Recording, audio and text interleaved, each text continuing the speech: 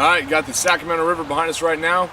Going to do a little ballistics gel testing between the Hornady Critical Defense 185 grain and the Winchester PDX1 personal protection rounds 230 grain. We have 24 inches of ballistics gel that you'll be seeing, how much penetration, how much expansion, and be able to see the differences in the ballistics gel. These are two great home defense personal protection rounds. I want to see which one's better. Bonded PDX1 versus non-bonded Critical Defense.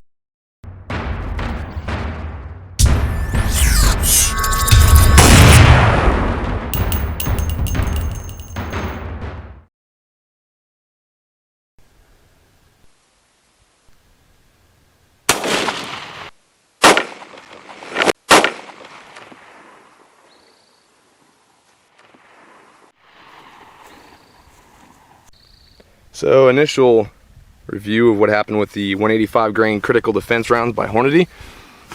It is good expansion right off the bat as soon as it enters. Can't really see it too good from this angle. Giving you a side angle here on the actual bullet path. That is a pretty decent sized wound channel here. Definitely went through all 4 layers of denim. Here is the bullet track all the way through. I will be cutting these open and doing more of a analysis of it here in a second.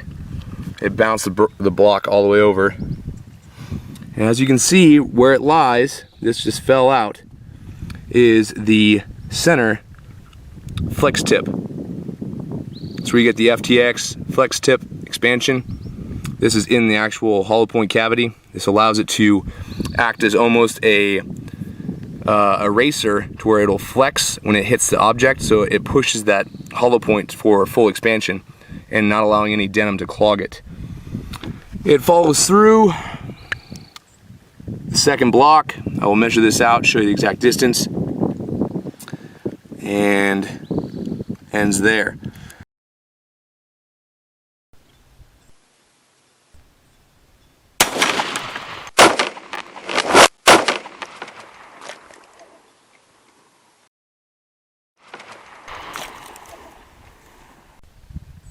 So as you can tell from initial review of the PDX1 230 grain, a little bit more punching power, a little bit more mass behind the round, caused it to jump quite high and flew off the table. Let me pick this up and put it back up here.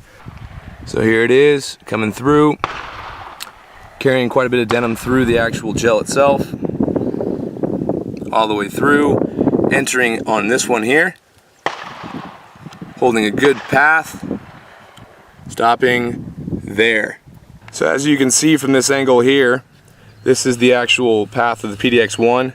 Slightly going down a little bit lower, but it kind of hits and it goes right here and arcs up a little bit. Okay, so if anything, it actually might have slightly got agitated by the table and bounced back up, so it could have went a little bit further, but it's still past the Critical Defense Hornady quite well. Looks like it's tumbling a little bit sideways as well, not too much though, just slightly cockeyed to the left compared to the Critical Defense. Kind of did a forward tumble, and so the back of the round's actually facing up. This one's just got the back of the round slightly turned to the left towards us. So let me take these bad boys out, see how they look. So this one is the Critical Defense by Hornady.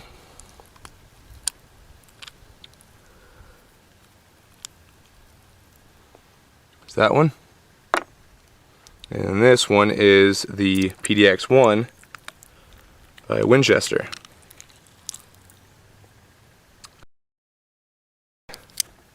Okay, so initial assessment, this is the PDX1, this is the Critical Defense. Okay, you can see on the back side, PDX1 is a bonded jacket, which means the outside jacket is actually chemically bonded to the lead that's inside, so there's less separation. And this is the front side of both. Very, very beautiful rounds, both of them are. I like them a lot. Really, I mean, this test is testing it, but you can't go wrong with either one of these. Great rounds. You can see the front's definitely a little bit different. You can see how this one's more of a solid texture to it because it's bonded. Then you can see the actual front end of the Critical Defense, and it's got more of a star pattern to it because the actual jacket is separating from the lead, so it gives it that different look. Now from initial view, you can't really see it because all the gel's still on it, which I will wash off here in a second, and do the actual weight measurements of these without the gel on them, because you don't want to weigh in gel I'll have to do that later on back at my house. But you can see they both have a slight star pattern to them. Critical Defense not so much, kind of rough. PDX1 though, like a throwing star. You can see those edges all the way around. So you can be the judge of that. Throwing star or fan.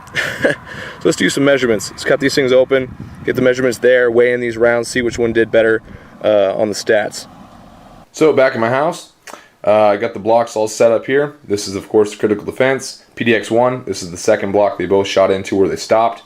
This is where Critical Defense stopped, and this is where the PDX1 stopped. I'm going to cut these open to have a little bit more smoother surface to the bottom. That way we'll have a little bit better look at the actual wound channels of each one. No remaining gel or debris or denim or anything is in this. It's been cleaned, washed under hot water, and blow dried dry, so there's no water in it either. Let's put on the scale. 230 grains exactly, the original weight of the round. That is impressive. That's why I love those bonded jackets. Critical Defense, out of the original 185, you have about roughly 184, so it's pretty close, very, very close. And for non-bonded jacket, that's really well done for weight retention. 0.684 of the Critical Defense. So for expansion of the PDX, we have roughly 0.787 inches at its widest point for expansion. Those other points are on average 7.65. Okay, so measuring the actual distance they both went through the ballistics gel, each one of these blocks are 12 inches, so you know exactly that they at least went 12 inches. Coming through the second block, the Critical Defense stopped here, and that looks like it's at exactly 4 3/4 inch. So 4 3/4 inch in. So you're looking at 16 3/4 inches of full penetration. On the PDX1, we have an actual stoppage of exactly at 8 3/4 inches. So we have a total of 20 3/4 inches of travel for the PDX1. You can definitely see that. You can definitely see that. Actual damage path for the Critical Defense is at 9.5 inches. And for the PDX1, we're looking at about 9 inches flat. The actual expansion itself, the biggest part of the wound channel for the PDX1 is at about 2 inches.